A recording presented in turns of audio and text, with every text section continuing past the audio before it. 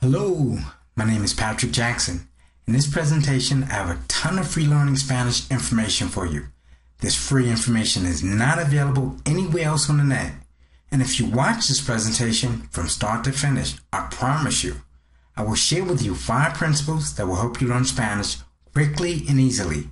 These 5 principles will also help you to avoid some of the most common mistakes that native English speakers make when learning Spanish. And by avoiding these mistakes, you can save both time and money in your efforts to learn Spanish. I will also tell you about one of the biggest lies or biggest myths about learning Spanish. Knowing about this one lie can make the difference between accomplishing your goal to speak conversational Spanish with confidence and not learning enough Spanish to even hold a conversation with a 4.5-year-old Spanish speaker. As I mentioned, this valuable information is completely free. I've never shared this information before, and I assure you that I will not have this presentation on the net for much longer. So if you really want to know the 5 keys to learning Spanish quickly and easily, and if you want to know some of the most common mistakes that native English speakers make when learning Spanish, then I urge you to watch this presentation in its entirety right now. Who am I? Before I share these 5 principles with you, let me tell you a little bit about myself. As I mentioned, my name is Patrick Jackson. I've spent not just hundreds but thousands of dollars trying to learn Spanish. I bought all the popular Spanish courses that you see advertised. And I didn't just buy the courses like some people. I actually used them. And I used them over and over again. I even tried taking private Spanish lessons. Also took an emerging Spanish course in a Spanish-speaking country. I even dated my Spanish instructor. And no matter how hard I studied, no matter how much I learned, and no matter how happy I was with my progress, as soon as it came time to speak to a Spanish speaker who was not a Spanish instructor and who was not a Spanish-speaking employee in the tourist industry, such as a waiter, hotel clerk, or airline industry employee, I was completely lost. Of course, there were occasions where I understood more than 50% of what a native Spanish speaker was saying to me. But as soon as a person turned to speak to another native Spanish speaker, they might as well have been speaking Greek, Russian, or Japanese, because I understood absolutely nothing of what they were saying to each other. But that was before I discovered these 5 principles that helped me to achieve my goal of speaking Spanish fluently. For the last 4.5 years, I've lived in Medellín, Colombia, la ciudad de la eterna primavera, the city of eternal spring. About 2,400 miles from New York City, the city where I grew up. That's a picture of me on the beautiful Colombian island of San Andrés. That's another picture of me at Medellín's La Feria de las Flores, or the Fair of the Flowers. Hey, and who's that handsome guy there?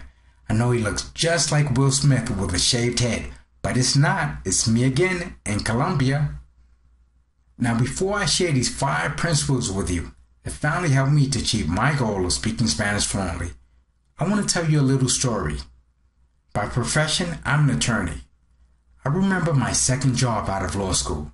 I'd been at that job for about 3 or 4 years, and I'd been trying to learn Spanish for about 2 years at that time. Struggling to learn Spanish is a better way to put it. It was a very small storefront law firm located in the Bronx, New York. In fact, our firm was so small there were only 2 lawyers. My boss, who was the owner of the firm, and myself. There was a rapidly growing Latino population in that neighborhood, and my boss wanted to attract more Spanish-speaking clients so that he could grow his personal injury law practice. So we hired a bilingual paralegal. The paralegal's name was Bill. Bill served as a translator when Spanish-speaking clients came into the office. Bill was in his early 50s, and not only did Bill speak Spanish fluently, but his Spanish was impeccable. Bill's Spanish pronunciation was perfect. Bill must have known every Spanish word in the dictionary, and Bill was so fluent in Spanish that he was even able to joke in Spanish with the firm's Spanish-speaking clients. I remember one day watching Bill speak Spanish to one of the firm's female clients. I wasn't sure what he was saying to her, but I'm almost positive that he was flirting with her in Spanish.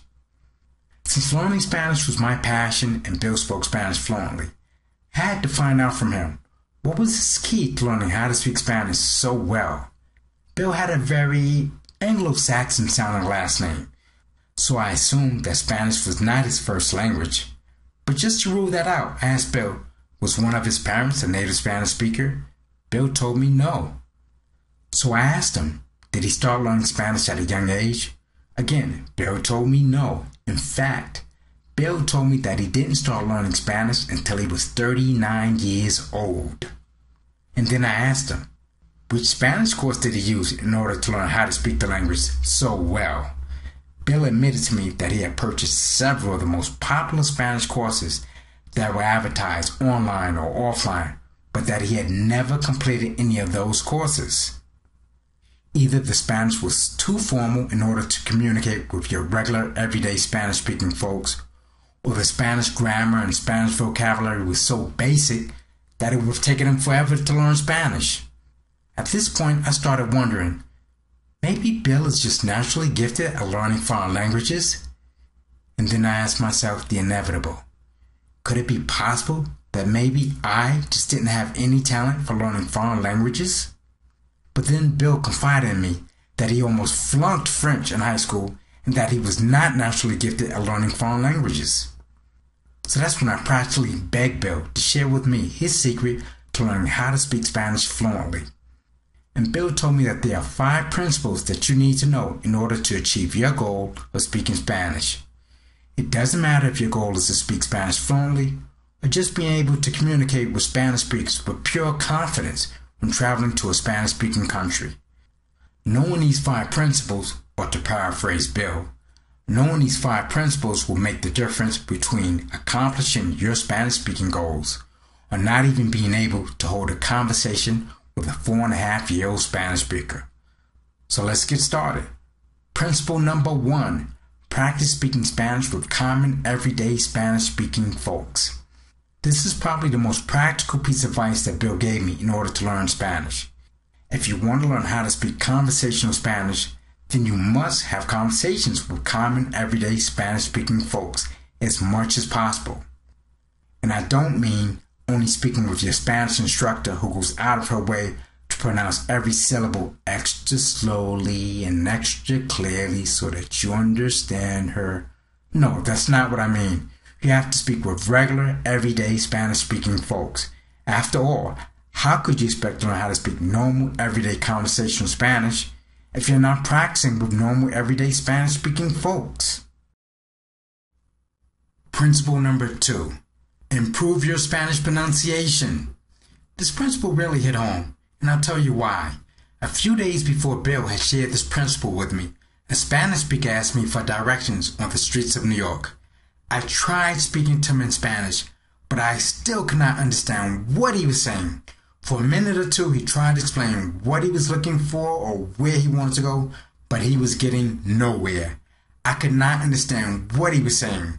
Finally, in frustration, he walked away and went to ask someone else for the directions. And I was frustrated too, because I had been studying Spanish for about 2 years at that time, and I still wasn't able to understand Spanish-speaking folks on the street. And then it finally struck me. The reason why I could not understand him had absolutely nothing to do with my Spanish. I could not understand him because he was not speaking Spanish. He was speaking English. His English pronunciation was so bad that I could not understand him.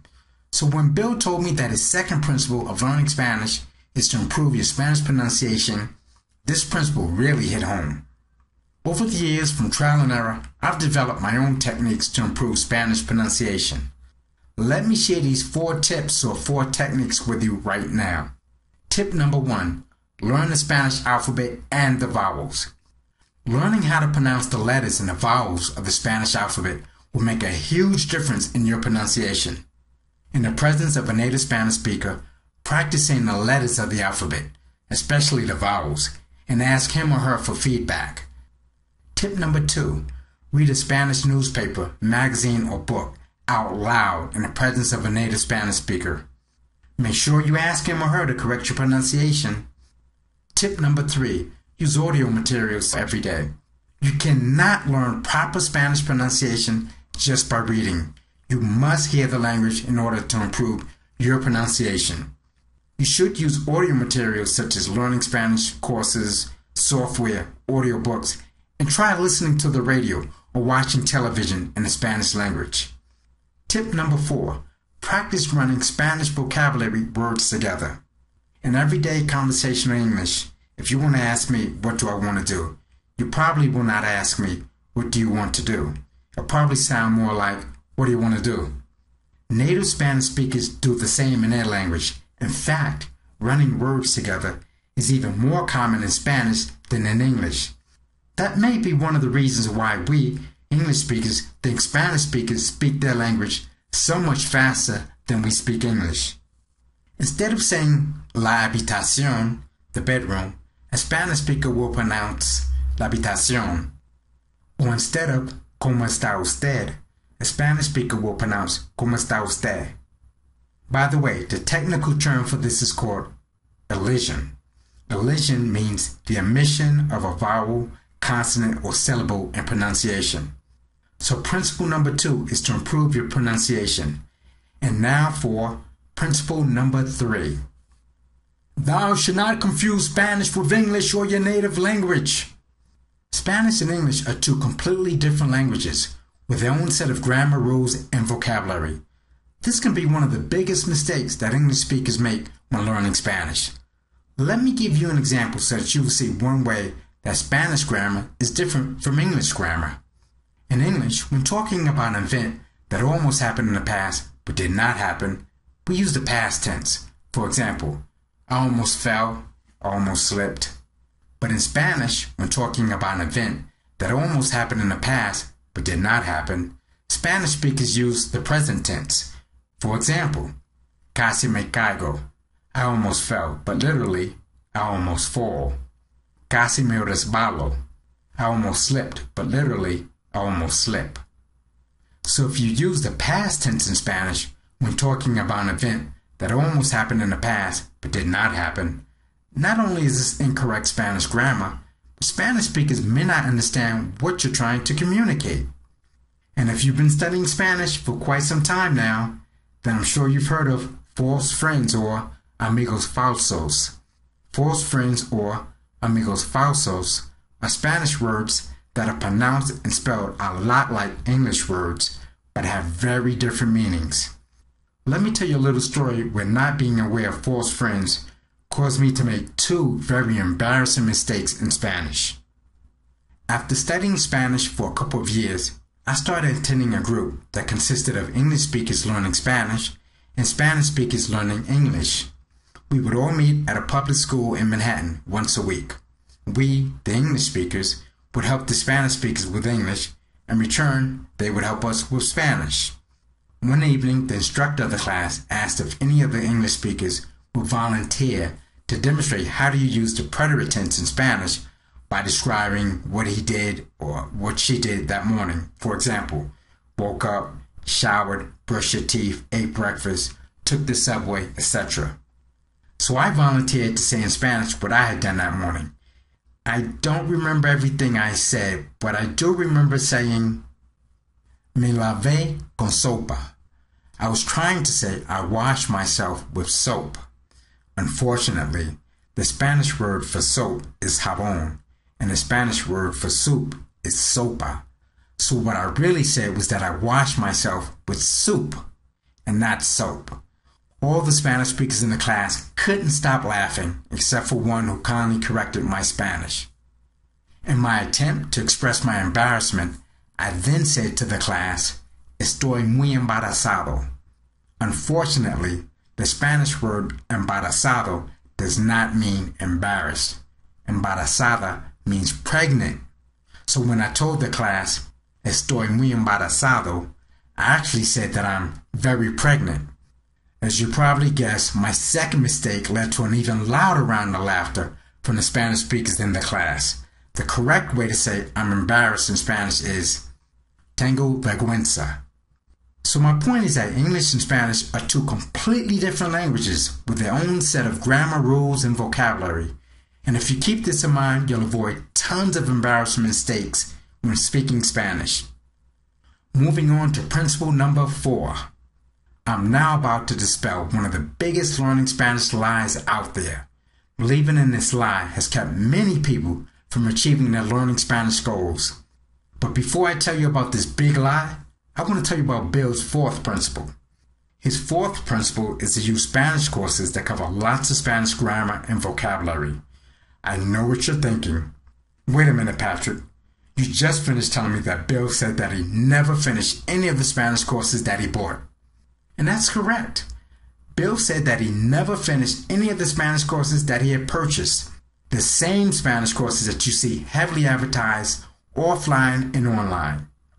Bill told me that either the Spanish was too formal in order to communicate with their regular everyday Spanish-speaking folks, or the Spanish vocabulary and grammar was so basic that it would have taken him forever to learn Spanish using any of those courses.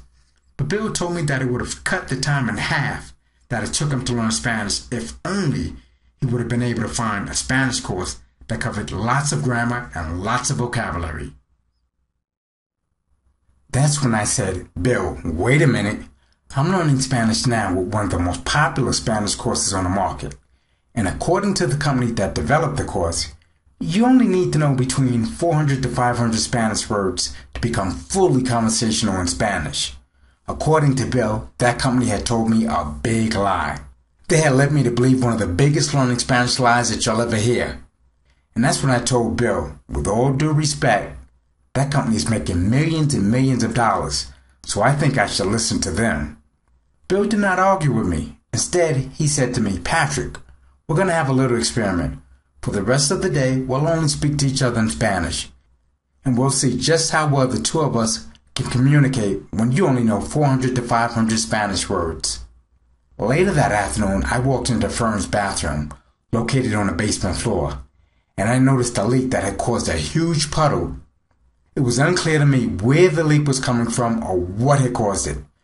But I wanted Bill to call a plumber immediately before our boss returned from court and wanted to know why no one had called a plumber to fix the leak. As soon as I opened my mouth to tell Bill to call a plumber, he reminded me, En español, por favor. In Spanish, please. But I had no idea how to say leak, floor, puddle, pipe, ceiling, basement, or plumber in Spanish. The Spanish course that I used taught me how to say baño, or bathroom, and agua, or water. But with the limited vocabulary that I had learned, I wasn't even able to hold a conversation with Bill about something as basic as a leak in the bathroom that was causing a huge puddle. In fact, I couldn't even ask Bill if there was a mop and a bucket in the office because the 400 to 500 Spanish words that I had learned did not cover Spanish vocabulary as basic as how to say mop and bucket in Spanish. So that's when I realized Bill was right. The foreign language learning company that had told me that I only needed to learn 400 to 500 words in order to speak Spanish with confidence had told me a big lie. And if I wanted to be able to express myself and communicate with Spanish speakers, then I needed a Spanish course that covers lots of grammar and lots of vocabulary. Principle number 5, the last and final principle. Bill's 5th principle is to use Spanish courses that teach everyday conversational Spanish, or what I like to call real folk Spanish. Bill told me that it would have also cut the time in half that it took him to learn Spanish if only he would have been able to find a Spanish course that taught everyday conversational Spanish. There are lots of Spanish courses that teach formal Spanish. That's great if you only want to learn Spanish in order to communicate with Spanish-speaking college professors. Those courses may even be useful if you only plan to speak with Spanish-speaking waiters, hotel clerks, or airline industry employees when traveling to a Spanish-speaking country. But what are you going to do when it comes time to communicate with ordinary Spanish-speaking folks? To say that you'll have trouble understanding each other is an understatement. And if you think you're going to be able to understand a Spanish speaker when he or she starts a conversation with another Spanish speaker, then you're in for a big surprise. You'll probably understand about as much as you'd understand if they were speaking in Russian, Japanese, or Mandarin. Well, of course, I'm exaggerating a bit. But if you're using one of the commercial Spanish courses that you see heavily advertised, you'll be lucky if you can understand a phrase or two when you hear Spanish speakers speaking among themselves. So that's why it's so important that you learn Spanish with a course that teaches everyday conversational Spanish, or what I like to call real folk Spanish. So there you have it, the 5 principles. You may be wondering where will you find a Spanish course that covers lots of Spanish grammar and vocabulary. And you may be thinking that it will be impossible to find a course that teaches everyday conversational Spanish. And that's where Learning Spanish Like Crazy comes in. With the help of a team of Spanish instructors from Mexico and Colombia, I've created a system called Learning Spanish Like Crazy. Learning Spanish Like Crazy is a method of learning Spanish that will teach you authentic, everyday conversational Spanish. The type of Spanish that you'll need to know in order to communicate with confidence when speaking to regular Spanish-speaking folks. And not just Spanish for communicating with Spanish instructors and Spanish-speaking employees in the tourist or travel industry. But of course, you can also use Spanish that you'll learn with this system in order to communicate with employees in the travel industry or tourist industry when traveling to a Spanish-speaking country. Level 1 of Learning Spanish Like Crazy consists of 30 audio lessons, and I've only used some native Spanish speakers in the course. That's to make sure that you develop a real, authentic Latin American Spanish accent. And I've personally made sure that Learning Spanish Like Crazy covers vocabulary topics which cover everyday conversational Spanish, or real folk Spanish as I like to call it. These are vocabulary topics that I had to personally learn as an American in order to live and survive in Latin America, unlike some Spanish courses that teach vocabulary that is completely useless for communicating with Spanish speakers in Latin America. And best of all, with the Learning Spanish Like Crazy system, you'll learn to actually understand regular Spanish-speaking folks, not only when they speak to you, but also when they speak to each other. And there's no need to take my word for any of this. See what students, travelers, foreign language lovers, people just like yourself, see what they have to say about my system. Leslie from Cincinnati, Ohio says, I initially researched various Spanish language tools by reading countless reviews and borrowing materials from the library before finally deciding to purchase Learning Spanish Like Crazy. I've never regretted my decision. Patrick delivers on his promise. His method has finally enabled me to break out of beginner Spanish while living in the Midwest. Steve from Chino, California says, I needed to learn how to speak Spanish to aid in my monthly church trips to Ensenada, Mexico. I started using Learning Spanish Like Crazy after finishing Pimsleur 1, 2, and 3.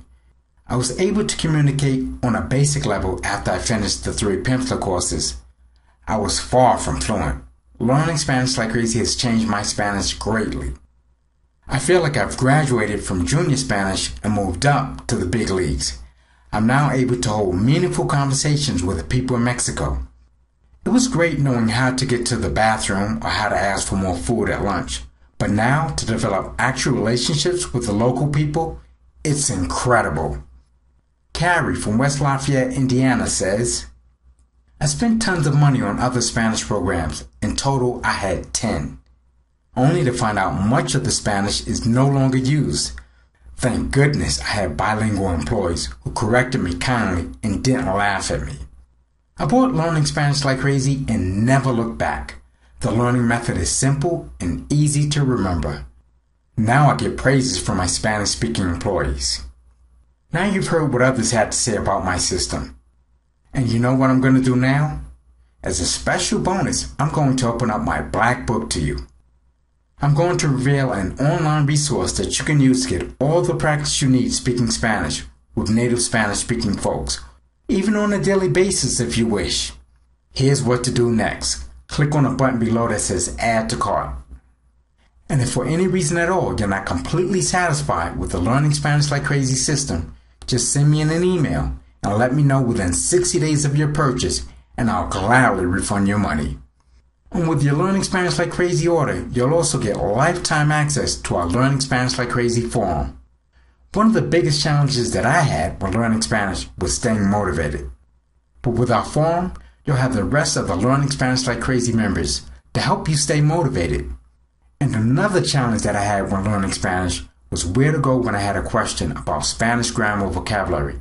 or even Latin American culture. Well, you know what? If you ever have a question about Spanish grammar, vocabulary, or Latin American culture, you can just ask one of our Spanish instructors on the forum, and they'll gladly answer your question. So click on the button below that says Add to Cart. You've probably seen Spanish courses advertised for as much as $200 or even $300. Spanish courses that only teach very basic, formal Spanish. But learning Spanish like crazy level 1 only costs $97 by digital download. And I can guarantee you that after learning Spanish with this system, you'll be able to communicate with confidence with any Spanish speaker. So click on the button below that says Add to Cart.